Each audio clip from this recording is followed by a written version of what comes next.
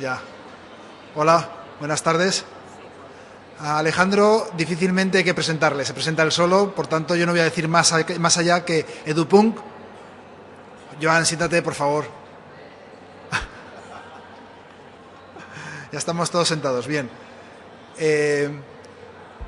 Insisto que don Alejandro, aquí presente, tiene la palabra desde ya. Lo único que le solicitaría que los tiempos no se excediera en ellos, más que nada porque querrán preguntar seguro, porque el concepto de punk ya de por sí pone al menos le pone a uno con ganas de ir a cantar God Save the Queen en el en medio del Támesis, ¿verdad? En los años 78.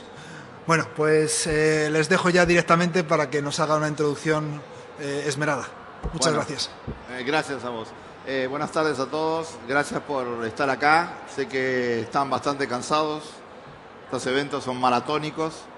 Y un poquito la idea es, sí, vamos a hablar de Edupunk o de educación, do it yourself, do it ourselves.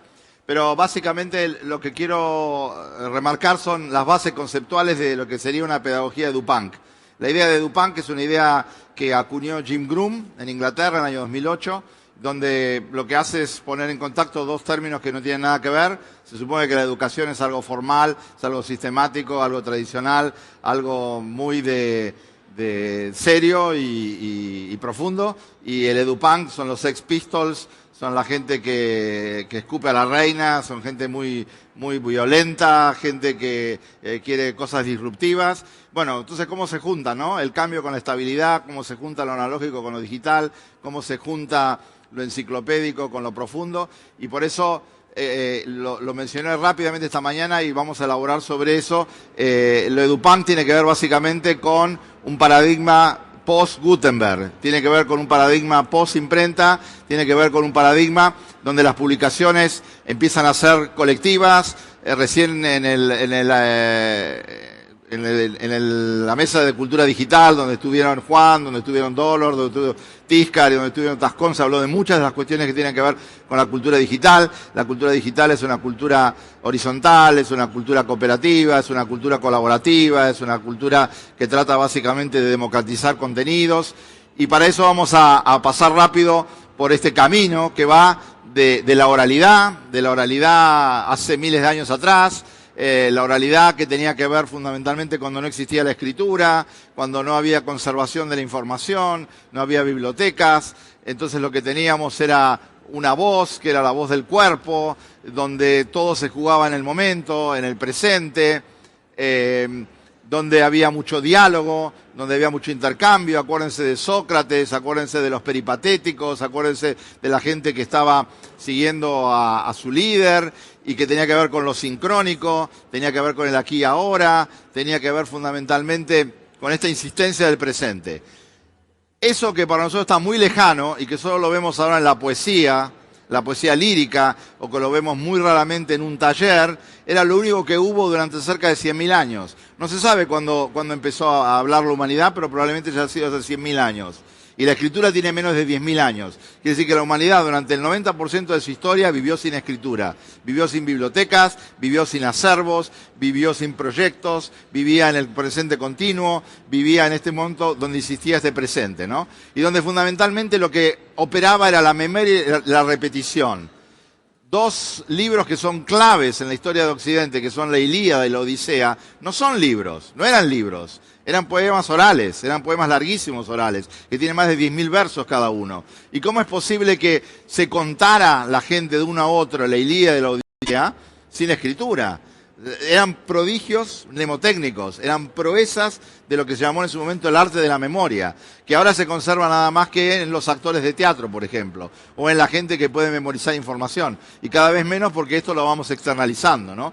Entonces hay mucha redundancia, no había pensamiento analítico, había muchas fórmulas donde permanentemente había epítetos, era un mundo fundamentalmente muy redundante. ¿Y después qué pasa?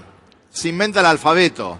Le rendíamos homenaje esta mañana a McLuhan, se lo vamos a rendir todos los días del año, es el centenario del nacimiento de McLuhan. McLuhan fue la primera persona que escribe ese libro increíble que es La Génesis del Hombre Tipográfico, la Galaxia Gutenberg. La Génesis del Hombre Tipográfico. El hombre tipográfico es un hombre, una mujer, un hombre, una mujer, que tiene muy poco tiempo, tiene menos del 10%, menos del 8% de la historia de la humanidad. Y la tipografía, el alfabeto, ¿qué es lo que hace? Inventa algo que no existía antes, que es el punto de vista fijo. Cuando uno investiga sobre la aparición de las disciplinas, y una disciplina que nos interesa mucho en Occidente, que es la filosofía, ¿cuándo se inventa la filosofía? Con los presocráticos. ¿Y de cuándo son los presocráticos? De 450 a 500 años antes de Cristo. ¿Y por qué hay presocráticos si nosotros sabemos que hay presocráticos? Porque los presocráticos dejaron testimonios escritos, alfabéticos. ¿Por qué? Porque entre el siglo V y el siglo IV antes de Cristo se inventa la escritura alfabética. Era un invento fenicio, pero fue adoptado por los griegos y empiezan los griegos a escribir. Y cuando empiezan los griegos a escribir, inventan el punto de vista fijo, inventan la obra cerrada finita, inventan lo que a nosotros nos parece convencional hoy, que es el libro, inventan lo que para nosotros es convencional, que son los conceptos. Sin escritura no hay matemáticas. Solo la matemática es muy elemental, porque sin escritura no hay modelos mentales y no hay modelos formales. Sin escritura no hay conceptos filosóficos, porque si yo no tengo escritura, usía, la idea de Aristóteles de usía, de sustancia, es algo diferente para cada persona. A menos que yo la pueda codificar y la pueda definir. Y para eso necesito la escritura. La obra cerrada, los templos de la escritura, que son estos. Este es el templo de un amigo mío. Mire que uno tiene amigos que tienen templos también, ¿no? El dueño de esta biblioteca, es una biblioteca que tiene 40.000 volúmenes, se llama Alberto Mangel. Es un escritor argentino-canadiense que hace muchos años que vive en Francia y ahí juntó los libros de toda su vida, que son 40.000 volúmenes. Entonces, bueno, ahí es donde Gutenberg está a sus anchas, y donde la gente se sienta ahí y está iluminada por toda esta escritura, por toda esta cultura, por todo este occidente, ¿no? Con esas lucecitas. Es realmente fantástico. ¿Qué permite la escritura? ¿Qué permite la escritura y qué hace posible la educación, la revisión, la edición, la educación tradicional? Eso es la época de lo original y lo nuevo. Lo original sobre la base de lo antiguo, la estabilidad, el cambio. Necesitamos la imprenta para todo eso, ¿no?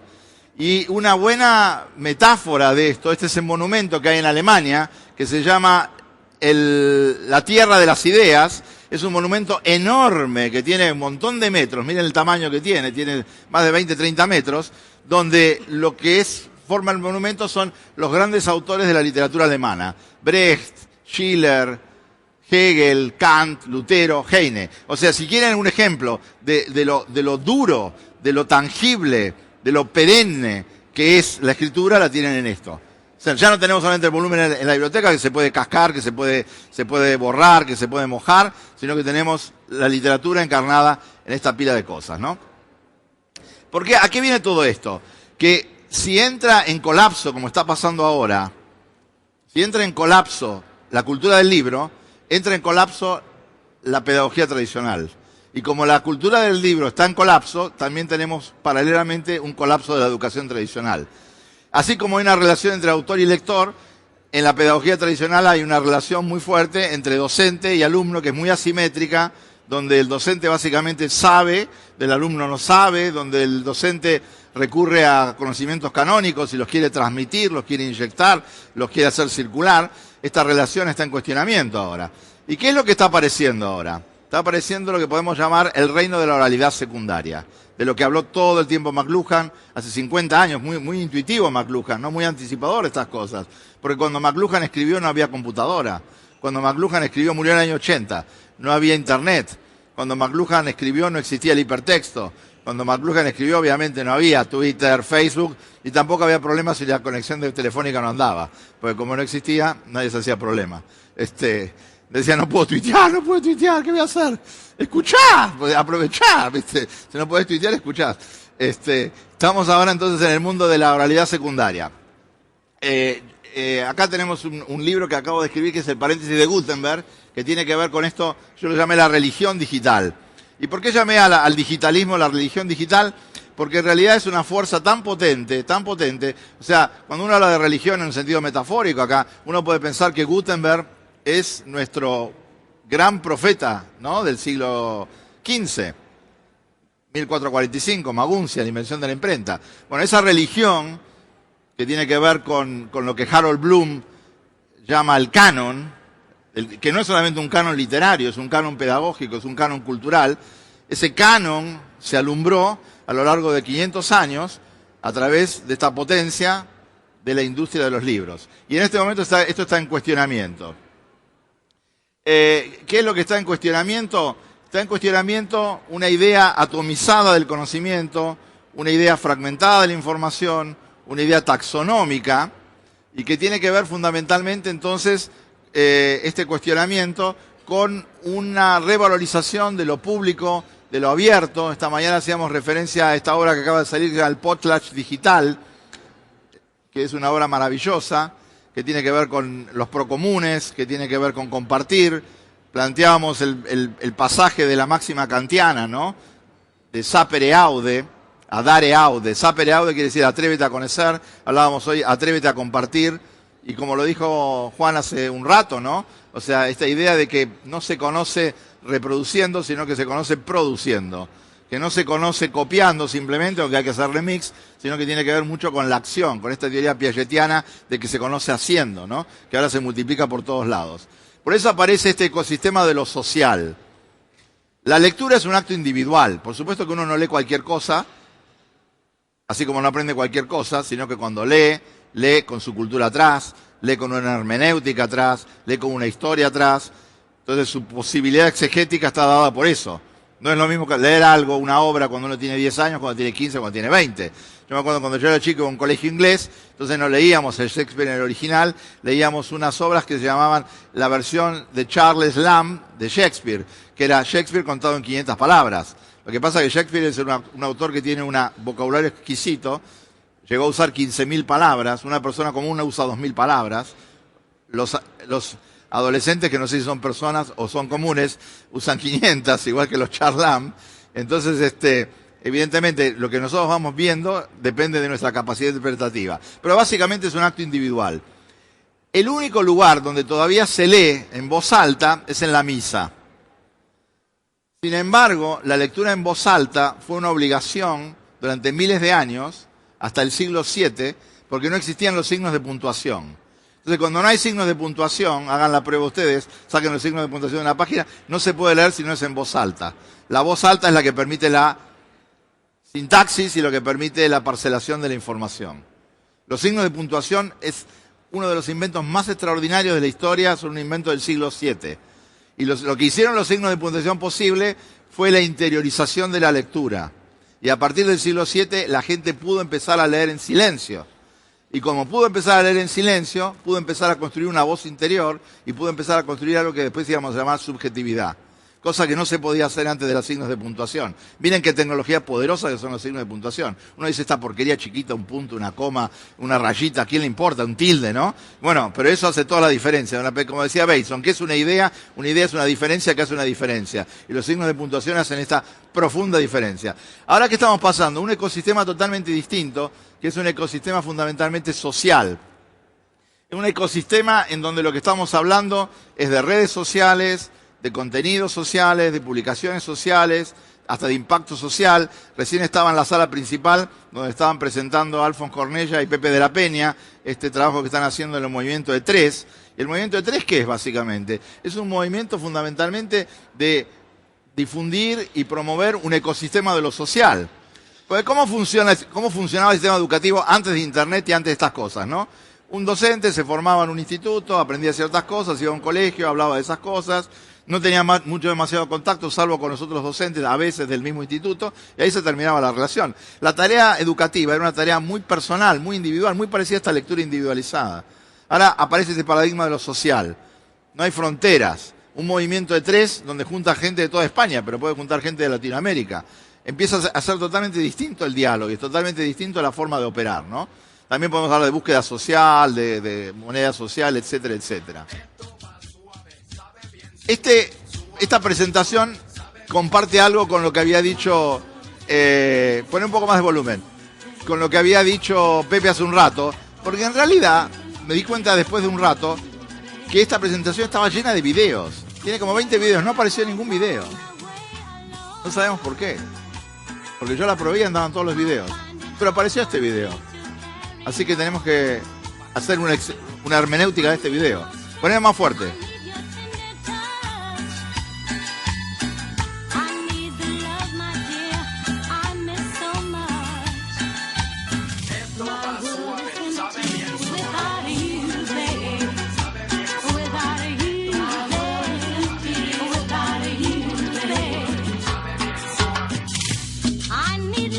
Esto es muy extraño, lo que están viendo.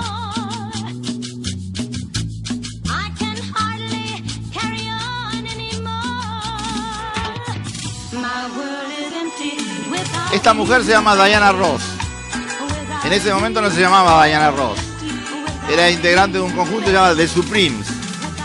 Y eso que estaban cantando era en el año 60. Lo que hizo una persona en internet, y lo subió a YouTube, hizo un mashup, un remix.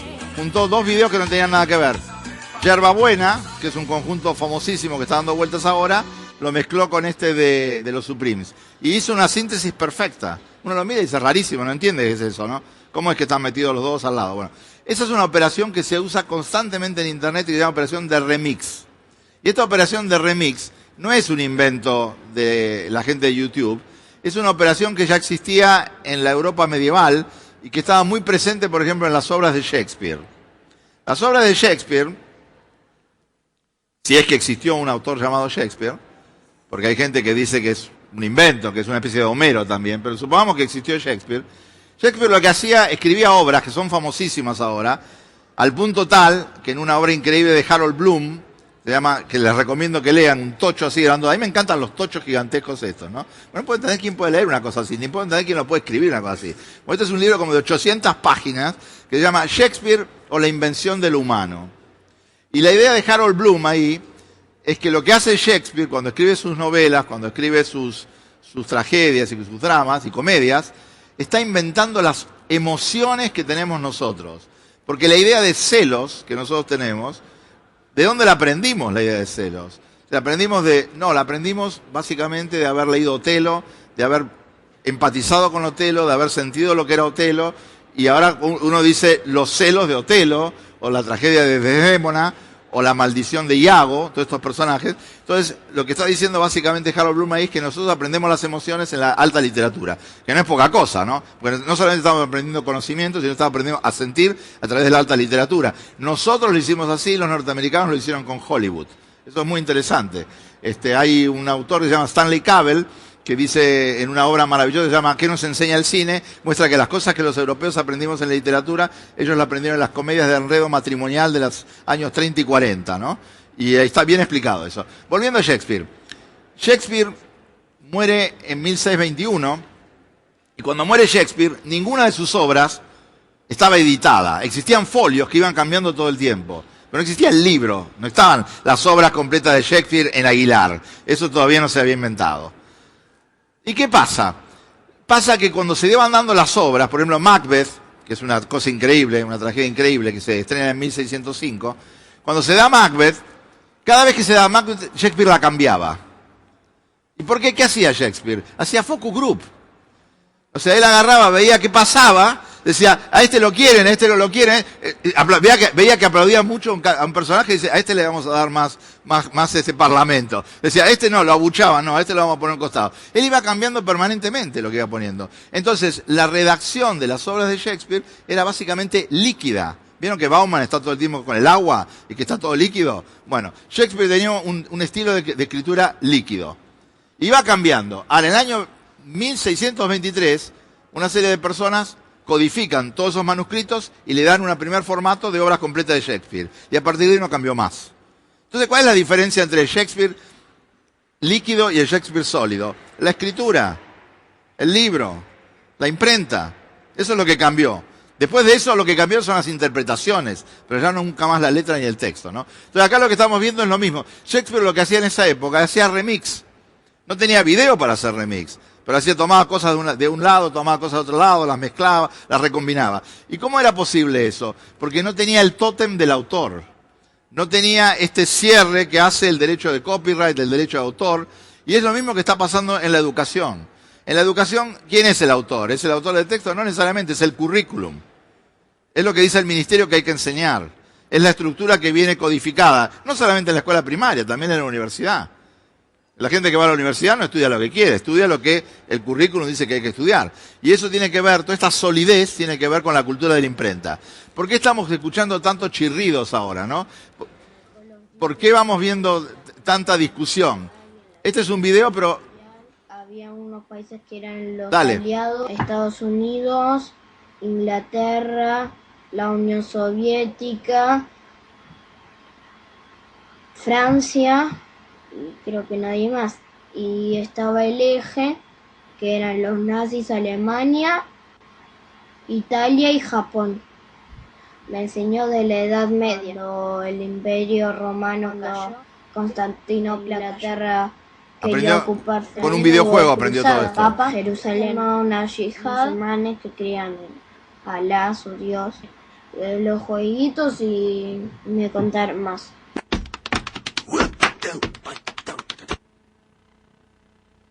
Todo eso lo aprendió en el videojuego. No lo aprendió en un videojuego que se llama Age of Empires. Ahí aprendió todo esto. No lo aprendió en los libros. De hecho, le preguntan, ¿no? Después le preguntan, videos largos, está en internet, es el compañero de una ayudante nuestra en la facultad, entonces le preguntan, ¿qué quiere ser cuando sea grande? Dice, quiero ser historiador y trabajar en Google. ¿No? Pero bueno, estamos viendo otra ecología del aprendizaje totalmente distinta, ¿no? Que es muy dinámica, muy líquida, ¿no? Muy inorgánica, muy fluida. No es la que nosotros conocíamos tradicionalmente. Y esto tiene que ver con... Esto es una cosa súper interesante, es un proyecto de unos diseñadores gráficos que quieren transmitir la diferencia que hay en las distintas tipografías y encuentran que hacerlo sobre caras marca una diferencia interesante. Son dos tipografías, Caslon Italic y Clarendon Dombold. Bueno, las hacen directamente sobre el rostro humano, haciendo de vuelta remix. Perhaps it's because movies are so massively expensive to make. Perhaps it's because graphic novels, TV shows, video games, books, and the like are such rich sources of material. Or perhaps it's because audiences just prefer the familiar. Whatever the reason, most box office hits rely heavily on existing material. Of the 10 highest grossing films per year from the last 10 years, 74 out of 100 are either sequels or remakes of earlier films. Hablando acá or de adaptations 74 of de las comic books, video 100 películas games, más books, and so exitosas on. de los últimos 10 años Transforming the son old remixes, into the son new. variantes de películas It's anteriores. Hollywood's Y ahí va a greatest contar de talent. dónde vienen. Esto búsquenlo en un sitio en internet que se llama everythingisaremix.info. everythingisaremix.info. Hay 4 videos parecidos, son increíbles. Y acá cuenta la historia, ¿no? From a theme park attraction. We've got a movie musical based on a musical which was based on a movie. We've got 2 sequels to a film that was adapted from an animated TV show based on a line of toys. We've got a movie based on 2 books, one of which was based on a Películas blog, which basadas was en inspired by libros, the other book, libros was basados en adapted into the historietas. film. And Julia. Do you follow? We've got 11 Star Trek films, 12 Friday the 13th, and 23 James Bonds. We've got stories that have been told, retold, transformed. Y esto es una cosa muy interesante, ¿no? Porque tenemos 23 películas. ¿Por qué las variantes? Es un video que le gusta pasar a Dolores Rage. Se llama Toda creación es derivada, mostrando cómo una escultura siempre remite a otra escultura y a otra escultura. Esto lo que está cuestionando muchísimo es la idea de originalidad. Y la idea de originalidad que está asociada al derecho de autor. Como que alguien descubrió algo, alguien tiene algo propio y eso es de él y de nadie más. Y todos estos ejemplos lo que están mostrando es que en realidad lo único que hay son variantes, modificaciones. No hay una propiedad original de alguien pura que hay que protegerla y que hay que guardarla porque todo lo demás son simples variantes, ¿no? O sea, son todos ejemplos de remix. La idea de remix es una idea potentísima. Esta mañana estábamos en una mesa redonda con la gente de CEMOS 98, que hacen esos eventos en Sevilla, en marzo de cada año, y ellos tienen un libro que, como tiene que ver con esta cultura nuestra, está en PDF, quiere decir que está en internet, que se puede bajar gratuitamente, que se llama El Código Fuente. Bájenlo, el código fuente, métanse en el sitio de Semos, porque tiene un montón de material explicando mucho de cuál es esta lógica del remix. La lógica del remix es una lógica que está muy instalada en los nativos digitales, que está muy instalada en los chicos, que está muy instalada en el mundo que trabaja en esta modificación digital. Y tienen que pensar ustedes que si son docentes analógicos y docentes convencionales y docentes como fuimos todos, como somos todos formados en el libro, ¿cómo hacemos para sintonizar con esto? Son como dos códigos culturales muy distintos.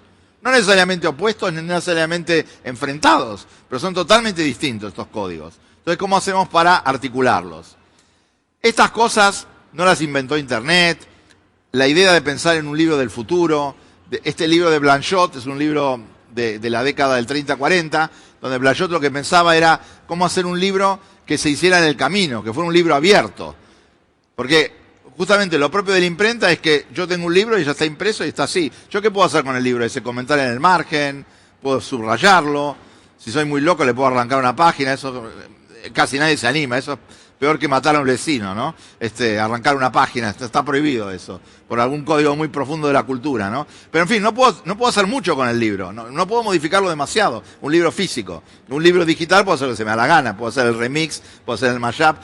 Y la idea teórica, las ideas conceptuales estaban hace muchas décadas, de poder inventar un libro y que fuera un libro abierto, ¿no? Esto me parece que es una cosa muy potente para estudiar y para investigar, que es la idea de pensar al libro convencional, al libro físico, al libro de papel, como un artefacto inmutable, un gran artefacto inmutable. Un artefacto inmutable donde hay una idea previa, donde hay alguien que lo publica y después prácticamente no se puede modificar. Si se fijan para abajo, el mundo digital es un mundo digital donde el libro siempre está abierto. Piensen, por ejemplo, en un libro muy importante que tiene mucho que ver con las ideas básicas para entender Internet, que es el libro de Lawrence Lessig, que se llama Código y otras leyes del ciberespacio. Es un libro que escribió Lessig en el año 99, un abogado, un constitucionalista, y tiene unas ideas impresionantes acerca de cómo funciona Internet. Pero el libro a los 4 o 5 años ya estaba obsoleto. Él quería hacer una segunda edición, una segunda versión. Entonces, ¿qué es lo que hizo? Le propuso a la gente en Internet colaborar en la redacción de su libro. Abrió un sitio web, puso una wiki, tomaron todas las páginas del libro y dijeron, bueno, a ver ustedes cómo lo mejorarían. Recibió 10.000 comentarios muy sofisticados, tomó los comentarios, reemplazó en el libro anterior lo que ya estaba obsoleto, puso todas las cosas nuevas, publicó un nuevo libro que ahora en España lo vende, Traficante de Sueños, pero que también lo regala en PDF en la web, y después tiene el libro abierto en otro sitio que hay en Internet. Ese es el libro abierto del que pensaba Blanchot, que él ni se imaginaba cómo iba a ser. Existen estos libros abiertos, libros colaborativos, libros dinámicos, libros que se mueven permanentemente, ¿no? Y tiene que ver con esta cultura de las pantallas, de las 4 pantallas.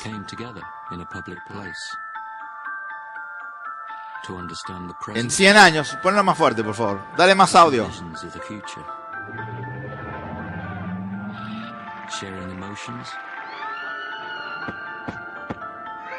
Sharing experiences that shaped our lives. I have a dream. Then there was a second screen.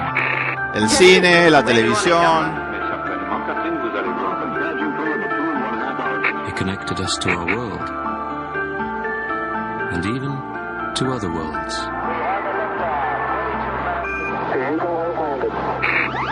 It gave us amazing new games. La computadora. It made us think and got us talking. But although this is a world we could all share, the experience itself was becoming private. Then came a third screen. It changed the way we worked and played. It became part of something much bigger. Eso que los videojuegos, la computadora, Internet. Esa es la tercera pantalla. Y después aparece la cuarta pantalla, que va a ser el celular.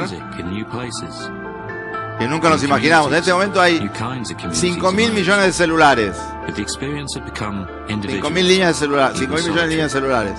2.100 millones de personas en Internet. And then everything changed. And it changed forever. Everything came to us in a device that could fit into our pocket. We went back out into the world. We listened to what we loved when we liked. We played when we wanted, where we chose. Bueno, otra pantalla. Entonces, este es el mundo de la realidad secundaria. Ese es el mundo donde la gente está conectado todo el tiempo. hay problemas con eso, ¿no? Ustedes quieren venir acá a un seminario y todos quieren sacar su tableta y quieren sacar su celular y poner, tuitear, qué sé yo, pero cuando un chico lo hace en el secundario, le cortan la mano, más o menos.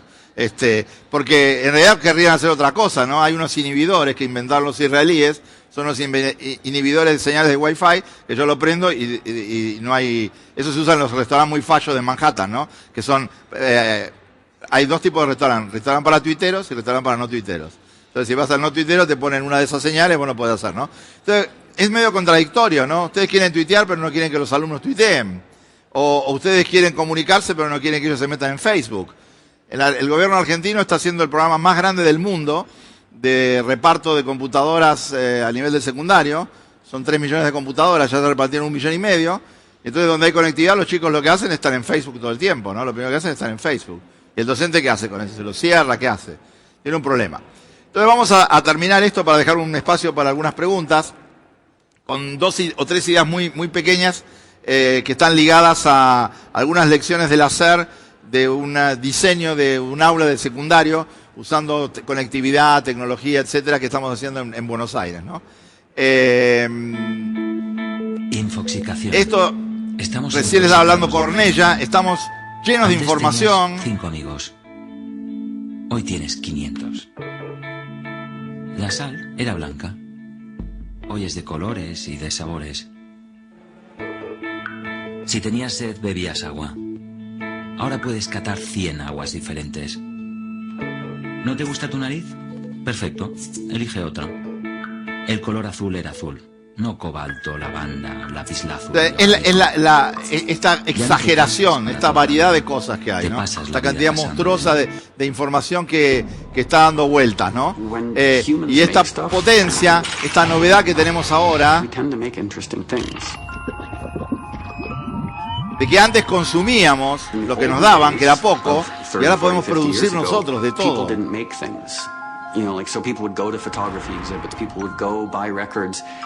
And there were professional artists, and now everybody's a photographer. Lo que dice, todo el mundo es un fotógrafo, todo el mundo graba. O sea, todos tenemos las herramientas digitales para producir cosas que antes no se podían hacer, ¿no?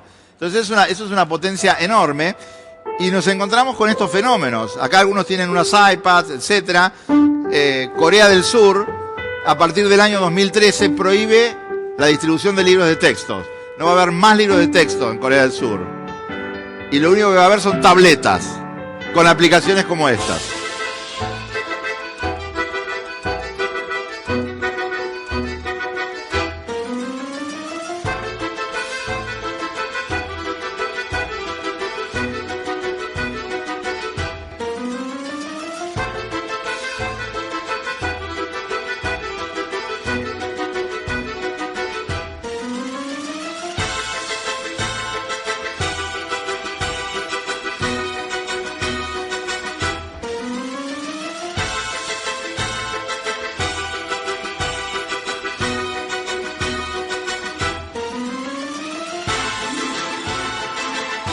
Porque la idea no es tener nuevos soportes y tener los mismos formatos que había antes, sino tener nuevos soportes y generar... Este se llama Fantastic Flying Book, ¿no? Es una cosa realmente súper interesante. Este de Rosling lo pasamos rápido acá.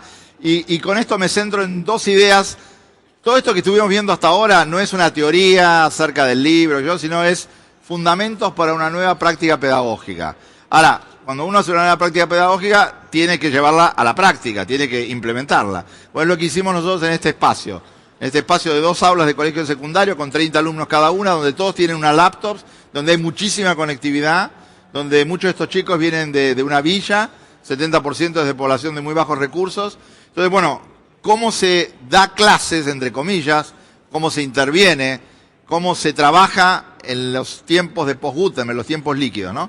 Bueno, hicimos todas esas cosas que comentan ahí, un nuevo contrato didáctico, trabajamos por proyectos, como decía Alfonso hace un rato, no trabajamos por materias, fundamentalmente hicimos un rediseño de tiempo y espacio, no hay un docente, sino que hay 4 o 5, hay un docente principal que es el docente curricular, pero que cambió a proyectos y está rodeado por 3 o 4 ayudantes de la universidad, estudiantes de comunicación, con mucha capacidad, mucha alfabetización digital, donde tratan de hacer una renegociación acerca de cómo trabajar en el aula, nuevas normas de convivencia, la evaluación no es evaluación curricular, no es evaluación de contenido, sino es una evaluación de productos, y esto tiene que ver con un fin social que se quiere hacer en el proyecto, ¿no? Y acá tienen algunos testimonios. Hay una página que se llama 101sarmiento.com.ar, donde tienen todo este material, ¿no?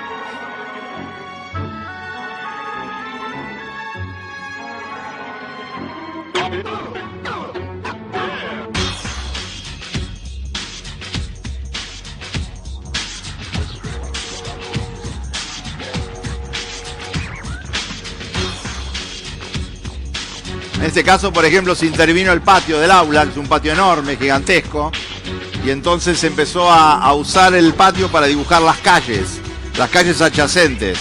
Y para empezar muchos de estos chicos viven en la villa donde no hay calles, entonces la idea es hacer una introducción a las matemáticas aplicadas, a las matemáticas concretas.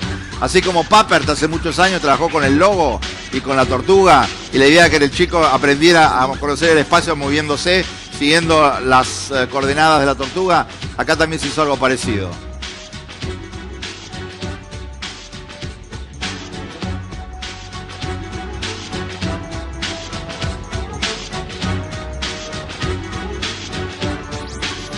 Se hacen simulaciones de filosofía política. Crearon 7 partidos políticos los chicos, cada uno defendió su plataforma. Votaron entre ellos para elegir cuál les parecía la más interesante.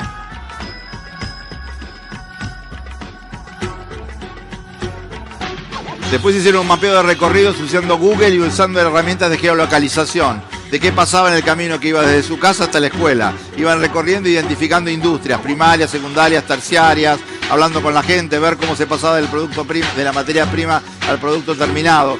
Es un proyecto muy intenso, es un proyecto que involucra a muchos chicos. Muy linda. Y esto cierro con esto porque me parece que nos da pie para la conversación y las preguntas. Esto es una computadora. Abro. Sostener acá. Estamos en internet. Ponemos Google 99. ¿Está bien así? Se apaga así. Ahí está apagada. Y ahí está prendida. X, sí. Pasás el cuadrado, le pegas al arco. Apagada. Apagada. Prendida. Bravo. ¿Cómo se llama el aparato? MP4. MP4, muy bien. Le enseñamos a la Babi a llamar por teléfono, mami. Mira, mami, mira, mami. A ver, te miro. ¿Yo no puedo saber tu contraseña? No. ¿Por qué? Porque si no, me la pueden hackear y me pueden robar el usuario. Bueno, es una máquina que puedes cliquear y si querés cliquear alguna cosa, puedes buscar información, como buscar información de los indígenas, buscar información. De verdad no sabe. Mi abuela ya aprendió a cerrarla porque ni sabía abrirla. Se la pasa hasta el golero. ¿Entendiste? No entendió. Gracias. Ahora podemos hablar y discutir.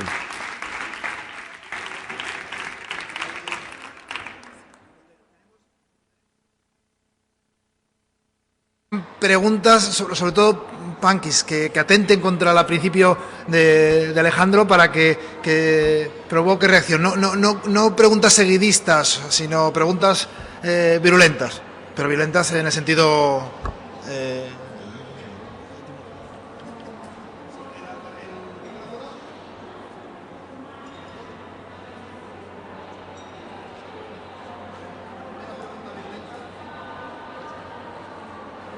¿Es virulenta? Bueno, da lo mismo. Pregunta como tal, no sé, una corrección. La primera pantalla sería el kinetiscopio. No me gusta la revisión histórica eurocentrista de la historia del cine. Muy refinado, está bien. La primer pantalla masiva fue el cine. Esos son muchos antecedentes. Está bien.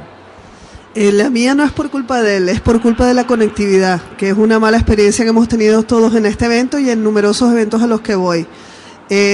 Todo es fascinante, Internet es una maravilla, pero el dolor de cabeza de todas las personas que tenemos Internet es la falta de conectividad real, porque la Wi-Fi, tú has tenido una enorme suerte, pero Drake no la tuvo y muchos otros presentadores tampoco, con lo cual siempre nos vemos limitados por este problema tecnológico.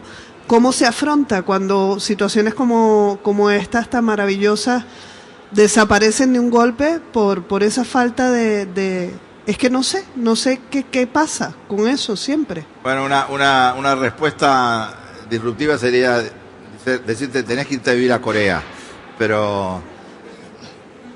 Porque en Corea tienen 2 gigas. Entonces, bueno, ahí eso es interesante lo que decís, porque es el talón de Aquiles más grande del programa Conectar Igualdad en la Argentina. Que tiene que ver con una cuestión de infraestructura insoluble. Fíjate, en Argentina hay 3 millones de conexiones de banda ancha.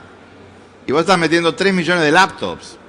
Y 3 millones de laptops serían 3 millones de conexiones más. O sea, para tener el mismo ancho de banda que tendrías que duplicar la disponibilidad de banda ancha que hay. La banda ancha es limitada porque tiene que ver un poco con una cuestión de mercado y una cuestión de precio, ¿no? Entonces, ahí entra una cuestión que tiene que ver con la política y con la regulación, porque tendría que ser el gobierno que decida, por ejemplo, que Telefónica o las que sea, ¿no?, den una cantidad de banda ancha mínima importante, etcétera. Pero es una cuestión muy difícil de resolver porque prácticamente todo el mundo tiene uno o varios dispositivos con Wi-Fi en este momento y la banda ancha no crece exponencialmente como crecen las computadoras. Es mucho más complejo eso. Desde el punto de vista de la escuela hay una solución B, que es trabajar con algún tipo de intranet sofisticada que permita, por ejemplo, que todos estos recursos estén dentro de la propia computadora, en algún servidor, en algún firewall, y también que puedas tener un sistema de salida a internet de noche, en contraturno, en fin. No es imposible solucionarlo. Lo que no vas a tener vos en cada máquina no son los 3 megas, 5 megas o 30 megas que puedes tener en tu casa. Lo que también genera una situación de incomodidad, ¿no? Porque evidentemente nosotros tenemos una escuela que tiene 1100 alumnos y tenemos 300 alumnos en el turno tarde. Entonces es imposible darle conectividad a 300 alumnos. Por aquí había pregunta. ¿Perdón?